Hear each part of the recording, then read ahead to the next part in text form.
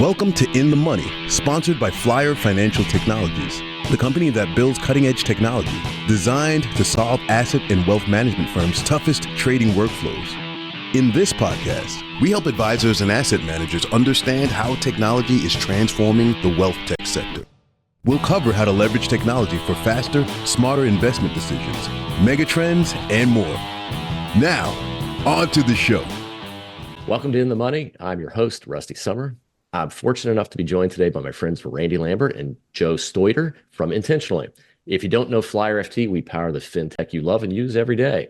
So maybe before we get going, I think most folks know y'all, but let's do some quick introductions that I think will help set the stage for what we're going to talk about. And, today we're going to really be kind of digging into, supercharging growth and what's that guide for getting there. And I think from a commercial facing standpoint, the team at Intentionally has done a pretty remarkable job in their current and past experiences in helping firms really grow quickly. So maybe not so much today talking about operational, but we'll probably hit that a little bit. But we're really going to talk about the commercial aspects and branding.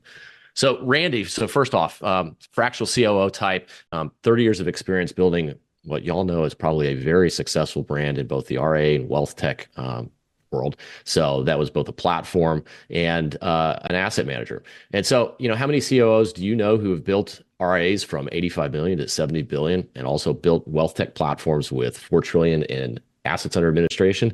I only know one. And so he happens to be on this call. So that's fantastic. He understands scaling support models and client experience as a support strategy while also reducing operational friction while developing strategic relationships and high performing teams. And I know Randy would love to help you grow your business. So make sure to reach out if you have questions. And Joe is the Chief Communications Officer at Intentionally. Joe brings 20 years of brand consulting experience in message development, brand building, and communication strategy to inform, engage, and inspire action. Throughout the past 2 decades, his work was impacting financial services in varying degrees, but I think that the one that everybody probably knows is his previous role with driving Carson Group's rise to Barron's Top 20 RIA and a 6-time Inc. 5000 fastest growing private company in the United States. His communication, coaching, and messaging tactics helped catapult Carson's growth in AUM by 30 times, from less than 1 billion in AUM to 40 billion in AUM over the course of 15 years. So quite remarkable. Both of you have wonderful experience, and I think that those who are listening are going to gain a little bit from what we talk about. So let's start with this. We're all looking for the secret treasure map that gives us the directions for how to be the best and fastest growing while delivering meaningful advice. It's hard work, and I think from my experience, it's part art and part science. Very true. What do you guys think? Yeah, absolutely. I think it's really important to understand the customer, and that might be the big duh of your podcast, but taking the time to understand the relational side of a customer and where are their pain points. And that's when you can, work together collaboratively and figure things out and make the magic happen. But to me, it all starts with relationships. Yeah. Fair, Joe. How do you think about this? Yeah. So a lot of what Randy said resonates. I mean, you talked about the art and the science, right? There are always both of those components in any formula of trying to grow a firm, especially when it comes to communication. I think the art comes through that most advisors, most RIA firms, and even a lot of fintech firms just don't take the time to do, which is know the need, is something I talk about a lot. Understand and empathize with your audience. And we oftentimes just want to jump straight into strategy. We want to jump straight into growth tactics. We want to figure out how to amplify our story and attract more people into the environment that we've built. And oftentimes we don't take a step back and think about the art of what it means to connect with individuals, speak to a need, and then craft your message and your marketing strategy around that need. Joe, what do you think is often one of the most overlooked growth secrets in the fastest growing RIAs? Yeah, I think one of the biggest things that we work with our clients on, and something that I saw just in my experience and growing a larger firm over the past 14 or 15 years, we oftentimes saw that knowing your role and how you show up as a firm, as a team, even within the value proposition you're putting out into the world, oftentimes we don't think about simplicity. We love to overcomplicate our own stories. We have the burden of knowledge, I always like to say. Mhm. We know our firm, we know everything that we offer down to the detail. And sometimes that sort of detail and that complexity gets in the way of connecting with those who are best fit for our products or best fit for our services, our advice, our platforms. And this industry, I think, has traditionally fallen behind in terms of understanding what it takes in order to resonate really well and connect with that audience. And to me, it often comes down to the firms that are distilling their message and their value proposition down into their simplest form are the ones who are connecting the most, are the ones who are most memorable, and are the ones who are going to grow the fastest because that story is so easy to tell. And I think our industry has just gone to a point here over even the last 2 decades that I've been around, where we love complex language, we love jargon, we love to browbeat some of our customers into thinking we are the most qualified and the most experienced, and we have the most specialization. And those things are all important for building credibility. But at the end of the day, we also need to build a connection before we get into all of those details around how someone can work with us and the value they're going to receive. And so thinking through that secret part of the formula that you just mentioned, the firms that can simplify their story down to how they show up well for somebody in that moment of need are the ones who win. One thing that I've heard you say, and I think describe similarly, is the idea of intentional brand messaging. And I think that Right. that's something that, we sometimes overlook. And it's a very powerful force. And in that, sometimes you need change agents. You need a change champion. You need somebody to kind of help guide that. So changing teams is really hard, and changing the communications sometimes is even harder. So I think I like what you had to say there quite a bit. So Randy, maybe one of the things that maybe you can weigh in on here is consolidation creates a really new dynamic that's playing out in our world today. And I think that it impacts, how we communicate and how we operate as organizations. And sometimes we even think about, to whom are we communicating? And it feels like there are multiple audiences, each needing something a little bit different. How do you see this? Yeah, I certainly agree with that statement. I'm going to add on to a little bit of what Joe said. In really what he was describing is organizational alignment with messaging. Mhm. And so that is definitely a top-down cascade that has to happen within an organization. And the companies the more people you have below you, so to speak, the more you have to message, the more you have to be on brand in your communication. And so then when you think about leadership, you need to involve people from the bottom up in the leadership so that you get buy-in. And so those are they're kind of divergent tracks, but I think it's really important to understand the role of your inside salesperson, your operations lead. Those people need to be able to have a voice in the process and how things work, and that will help get their buy-in as you execute.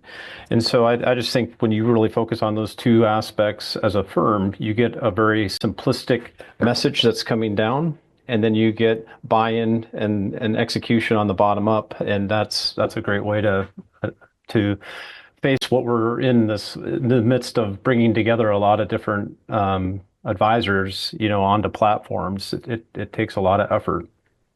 Yeah, I think that particularly in firms who are acquiring advisors, right? Acquiring practices, finding a cohesive message that everybody can get behind, maybe a really challenging effort because, as you're acquiring folks, not everybody looks and thinks and feels maybe the way you did, and maybe they're used to having their own brand message. I think there might be some challenges there, and I'm wondering how some of the higher performing organizations may have handled that in the past. Yeah, so I think a lot of what I've seen work really well is if you have, and we touched on this a little bit, if you have a clear vision. We did a great job at Carson of trying to capture that story and ensure that there was alignment from the top down for what Randy was saying. I mean, you can't put the responsibility of crafting your vision, your mission, or your message on someone else. And I think so many other firms, when they get into a highly consolidated industry, which is happening right now, firms are starting to merge together. One is swallowing the other. The big fish are eating the little fish. There are cultures that are clashing. There are different visions for what firms were looking to build that start to mold together, and they almost create something new. The firms that do the best job of managing that growth and managing that growth story are the ones who understand what cultural alignment means. And oftentimes, where I like to start as we help firms through these transitions, especially on the M&A front, is if everything can start with core values. And it sounds cheesy and it sounds very fundamental, but so many firms miss the boat on examining, hey, where is it we're going? What does this acquisition, what does this merger allow us to do? How will it benefit the clients we're serving every day? How will it benefit our team internally? And then how is it going to further and advance our mission as a firm? And so you have multiple narratives coming up here. Most of this comes from this idea that there is a core belief sitting at the foundation of the company, or there are core values really held that drive the company forward. And oftentimes, if you can constantly tie change and change management, and you can anchor a lot of what's happening back down to who you are and the things that don't change, you create a lot of consistency within the organization, and you avoid a lot of the distraction and the misalignment that can come within an organization because you have this ability to anchor change in the things that don't. Gotcha. That makes perfect sense to me. I really understand that. Randy, do you have anything? Yeah, I was just thinking about when Joe was talking, calling out the advisor specifically around that alignment and change management. There's a lot thrown at them with new teams coming. If you're doing M&A specifically, and my friend Spencer Siegel, he did his company Actify did a survey of advisors, 2021, I believe it was, and they found that advisors who can demonstrate their value proposition, that means articulate it, show it through the technology, they grow 2 times faster than advisors who can't show their value proposition. And so when you're thinking about that, and maybe you are joining a company, joining Carson Wealth or whatever, it's really in your best interest to get on board, get on message, figure out how to use their technology, figure out how to use their best practices, because it's going to help you grow. If you try to do things the old way or the way that you used to do it, that's going to become kind of opposed to where the company's going. Yeah, I agree.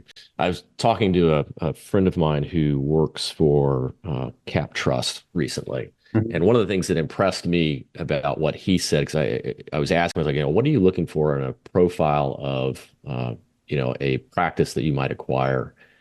And what he said was, we are very, very picky.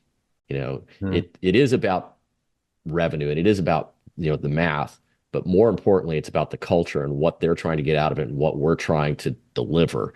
And that's one of the reasons why we've been so successful. And I thought that was interesting, because I see, in the consolidation game, there is a lot of money floating around, and it's a hyper competitive market. And sometimes it's just acquire for the sake of acquiring.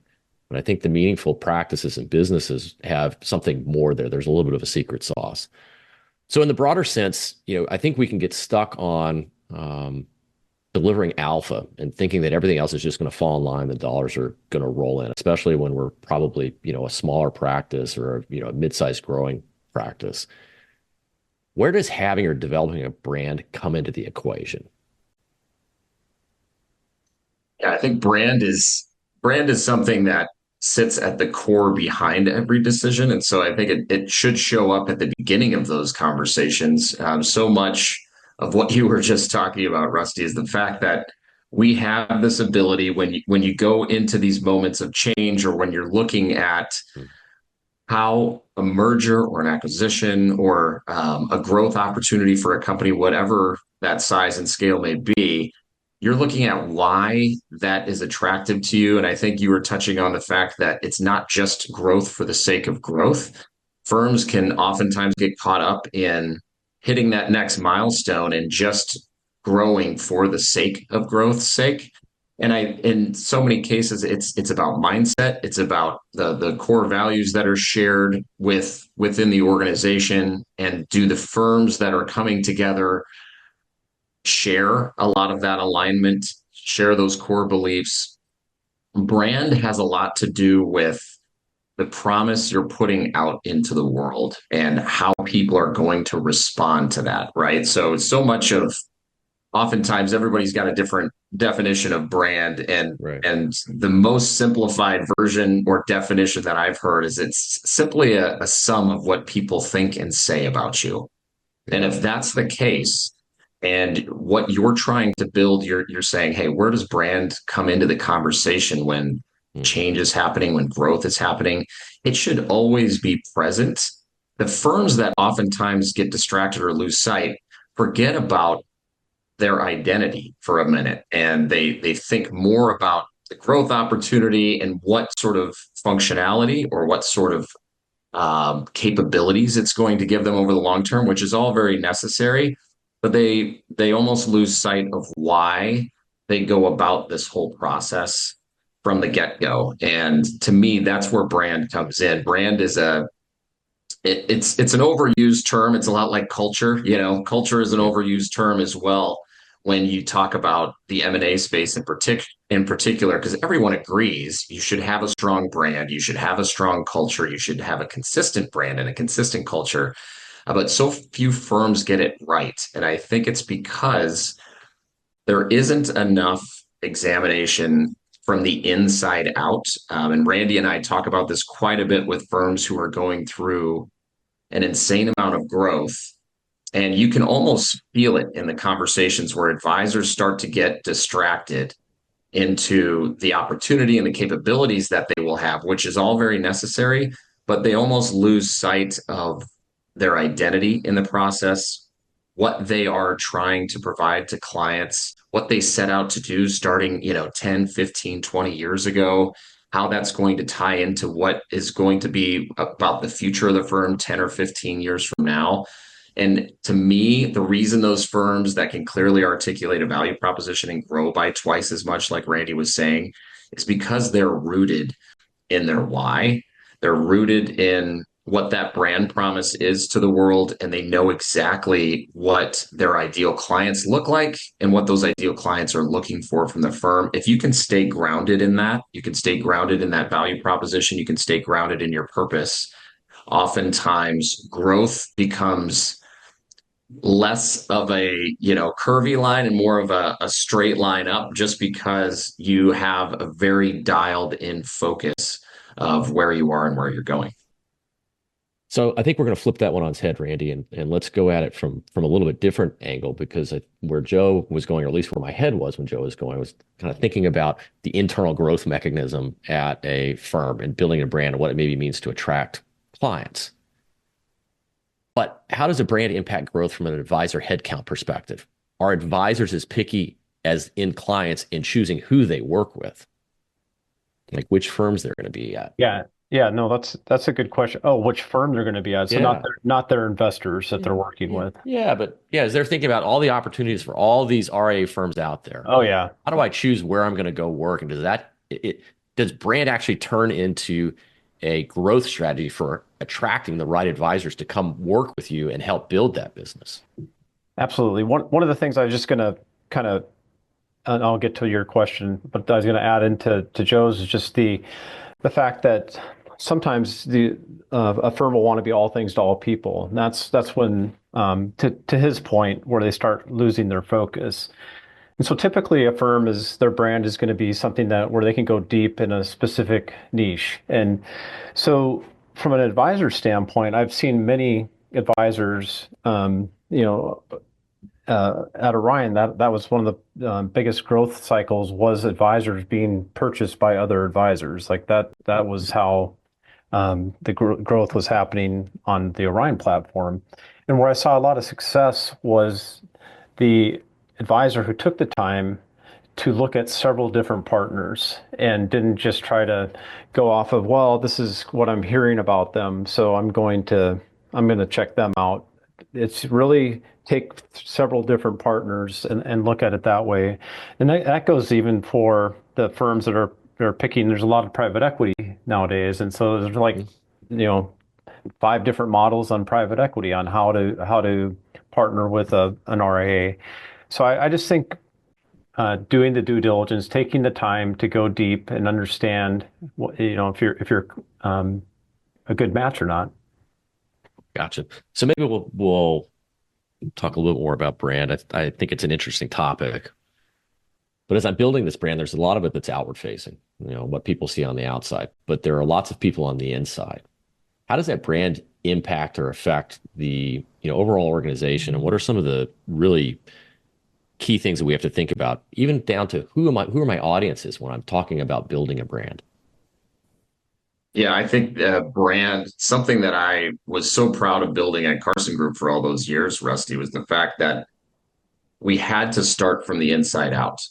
And there are a lot of firms out there who start from the outside in. They look at the world, they see there's opportunity for growth, and then they react to what the outside world is telling them. I think we see that in the M&A space here. I think we see that with advisors who are looking at RIAs as solutions.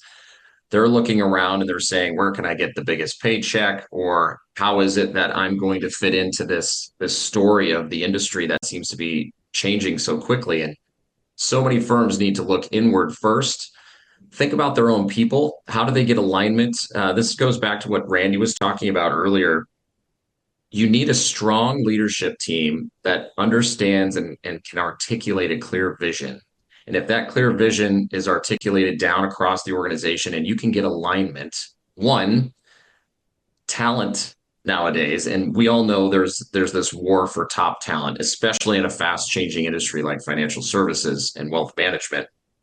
But the way that you keep and retain top talent from the inside out is giving them a growth story, giving them something to pursue, to look ahead to grow into. Most of us who are bringing some sort of perspective or talent or skill set to an organization want to know that there's a growth path available to us and that we can see ourselves within that organization 3, 5, 10 years into the future.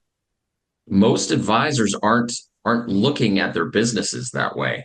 They're looking at it from a lifestyle perspective and not a scalable business that can provide more capabilities and a better service offering to clients. And so I think so much of this starts from the inside out, because if you can't build brand advocates within your own team and create an opportunity for them to tell your story because it is so easy to share and it's simple, then you've lost the biggest opportunity in being able to amplify that brand and build that brand outside of those walls. Yeah.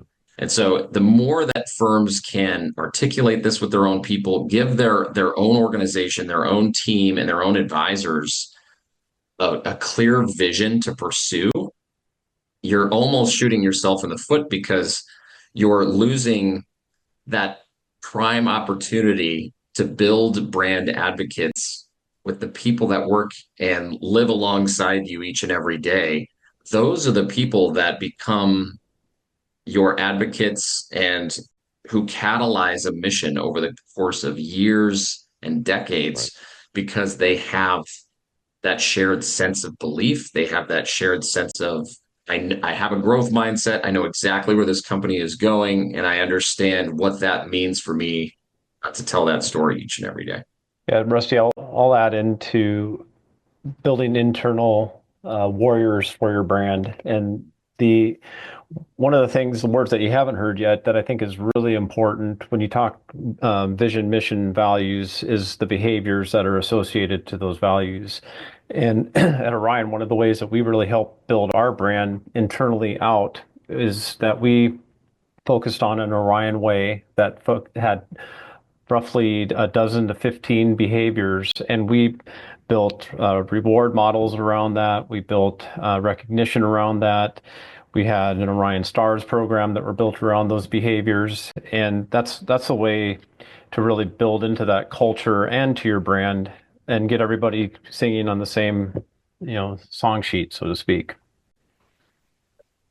So one of the things as I was doing prep work that struck me was a quote from Intentionally. It said, "If you can transform the way you think, we can transform the way you grow." And I find it to be a very basic yet incredibly bold statement. Yeah, I suspect there. Rusty, I think it's really, I've only been here for 3 months now, so I don't know, it's not like you're talking to Kelly Waldrick here, but what I see with when we start into that brand messaging, we kind of like, hey, give it to us, give us your why, and it's amazing. Like they really need to be challenged on their, a lot of firms need to be challenged on their why, and we're good at that. We're good at listening and seeing where the opportunity is to refine, or it might be out of the park already. So, then it's just a matter of helping to promote it and push it. But yeah, you do need to take an outside view on this at times, and outside perspective, and get people's thoughts on it and challenge your status quo. Gotcha. So I think that there are a number of stages to building an intentional brand story or message. What are those? Because I think that a lot of times people really sometimes want tactical, like little bite-sized things that they know that they can go out and accomplish. What can we give folks now that might be helpful? Yeah, so a process that we've sort of developed here, and this is something you can actually get access to on the Intentionally website if you go to our communications offering. But we sort of have these 7 stages, at least in my mind, and taking all of this from some of the experience I had in growing brands all of these years. Yes, there was helping Carson Group grow in its huge growth trajectory over the course of 15 years, and it continues to grow today. But I also had the chance to work with hundreds of firms within the coaching program and within the partnership community there. And the 7 stages that I sort of identify, and we talked about this earlier, one, and the reason I think your comment there, Rusty, about mindset matters. When somebody comes to engage with us, they have to remain flexible. They have to remain open-minded, because in a sense, we're retelling a story that may need to be refreshed. And so first you have to know the need. And that's stage one for me. Anytime that we're looking to help somebody rebuild a brand or rebuild a message, you have to know the need. And what I mean by that is you have to know your audience so well that you know what their need is in the world. And then your whole brand promise comes from how you come alongside them as the guide. They're the hero, and how you help address that need. So you have to start with the need, know the need, and then know your role, which is stage 2. Once you understand how you show up for them in that moment of need, then you have to think about, and this is something I say is, talk about your touch points. So think about where these intersections of activity or interaction are happening with your clients, with your prospects. Do you show up well in those moments where somebody does have a need? They're coming to you because they see you as a legitimate option. And are you using those touch points in the best way possible? This could be a variety of formats. We're on one of them right now. There's podcasts, there's video marketing, there's email marketing, there's in-person events. You have so many different formats to make an impression. So talk about your touch points and understand where those moments of interaction are. Mold those pivotal moments as sort of step 4. Hey, how do we take those pivotal moments of interaction or of a realization of a need, because a shift is happening in mindset or in circumstance, in order to address a need that is sitting with your clients, your prospects. So mold your pivotal moments. What I mean by that is understand how you provide value in that time of need, and then nail your narrative. When they do see you as a legitimate option and they are receiving value from you, you have to understand how your subject matter expertise, your advice, the services you provide, maybe it's a product you offer. You have to understand how that comes across in a very simple narrative that's easy to understand, easy to repeat. And then you get into amplifying your story. So if you can do that where you can nail your narrative, now it's about how you can amplify that from the inside out, like we were just talking about. You can use your team for this. You can use various channels, marketing channels within a strategy in order to get that message out to the world so everyone can understand. But you don't amplify that story without first doing those first 5 steps in this process of nailing that narrative. And then step that we often encourage our clients to take that most advisors aren't doing, and this is something very simple, a very simple takeaway for advisors or firms who are looking to refine their strategy, their marketing strategy or their growth strategy for next year, is to forever facilitate feedback. And what I mean by that is, if you do have this story that's out in the universe right now, and it might resonate with some and not with others, and you need to understand, where do we begin? You have to start with your own clients. You have to start with your own prospects. Where do people have a certain impression or perception of you in the marketplace? Where is their value being delivered? Where are there these moments of inspiration, of value, of life being changed? How do you take a lot of this feedback and then bake that back into your story, so that your story can change with the times? And this is something like, building a brand story is not a static endeavor.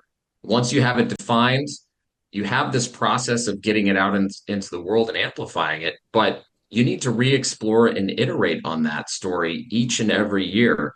And the firms that use this as an annual process of re-exploring who they are and then adjusting some things to make sure that the story they're bringing to the marketplace resonates with the marketplace is one of the most important steps you can take. And so for advisors out there listening, and any firms that are looking to go through change management over the next year, think about how you're going to easily get in front of your current clients to talk about how they perceive your brand, where they're getting value, where there may be opportunity for value.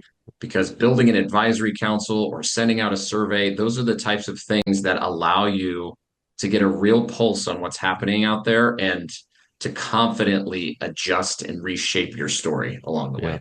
Yeah. So I like that idea of a brand not being static, right? Things change. And at Flyer, we're right now in the process of working on our brand, and it's evolving.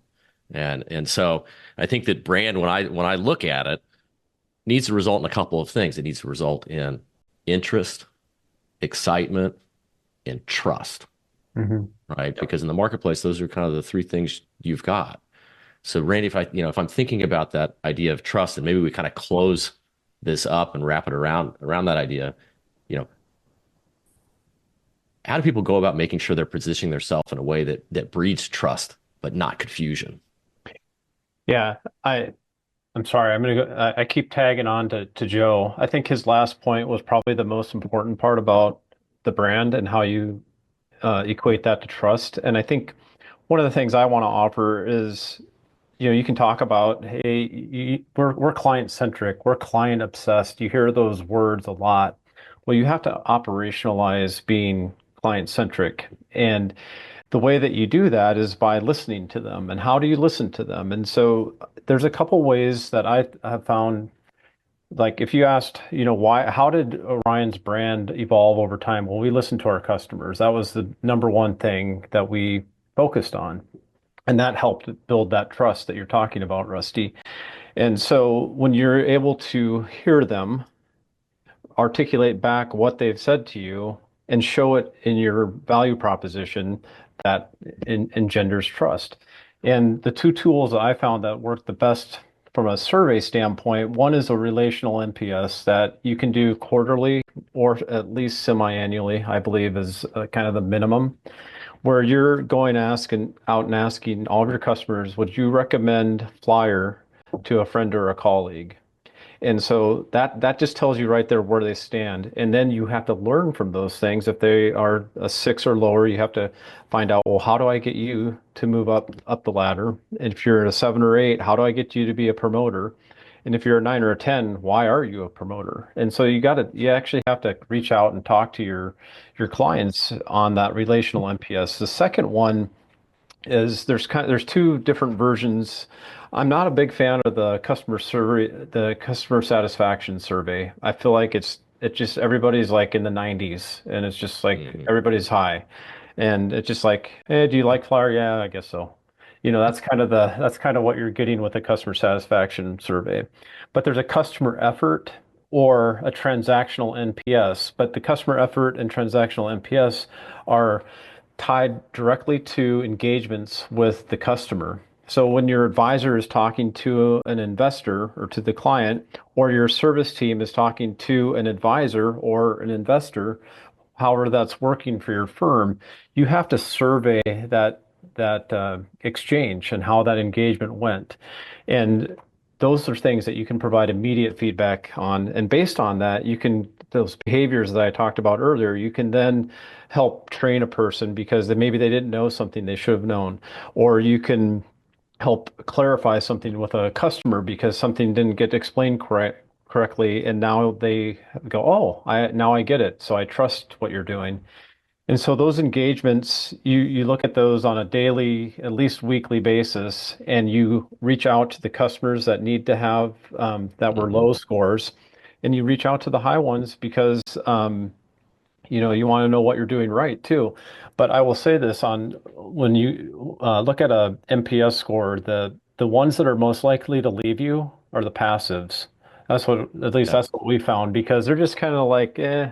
So you actually need to talk to them too. So I'm just giving everybody a bunch of extra work here. But I think if you're really going to be customer centric and build trust with your customers, you engage with them on an ongoing basis when you have interactions with them, and then you also reach out to them proactively on a relational NPS. I think the advisory boards are amazing. I think those are like must-haves for an RIA firm.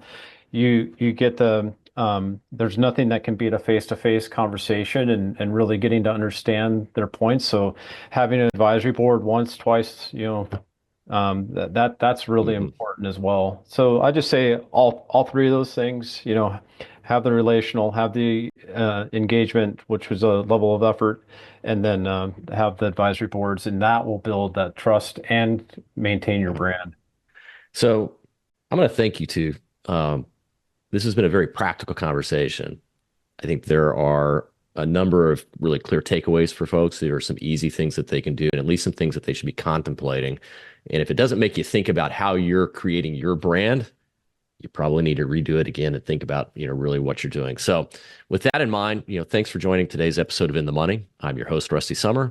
I'm fortunate enough to have been joined by my friend, Randy Lambert and Joe Steuter of Intentionally. If you don't know Flyer FT, we power the fintech you love and use every day.